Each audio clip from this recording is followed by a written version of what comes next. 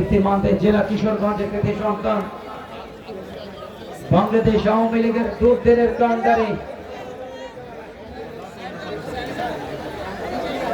প্রয়াত রাষ্ট্রপতি গণপ্রজাতন্ত্রী বাংলাদেশের সফল সাধারণ সম্পাদক হিসেবে যিনি দুর্দিনে বাংলাদেশ আওয়ামী লীগকে দাঁড় করিয়ে রেখেছিলেন। একই সাথে আমি কালোদের সাথে পরিচিত হচ্ছেন মাননীয় মন্ত্রী যুব ক্রীড়া মন্ত্রণালয় গণপ্রজাতন্ত্রী বাংলাদেশ সরকার, তার সাথে ডাক্তার সৈয়দ জাকির নূর লিপি মাননীয় সংসদ সদস্য কিশোরগঞ্জ এক, উপস্থিত আছেন মিসেস রুকসানা হাসান মাননীয় মন্ত্রী মহোদয়ের সহধর্মিনী, উপস্থিত আছেন ডক্টর মহিউদ্দিন আহমেদ সম্মানিত সচিব যুব ক্রীড়া মন্ত্রণালয় গণপ্রজাতন্ত্রী বাংলাদেশ সরকার, ডক্টর আবুল হোসেন অতিরিক্ত সচিব যুব ক্রীড়া মন্ত্রণালয়,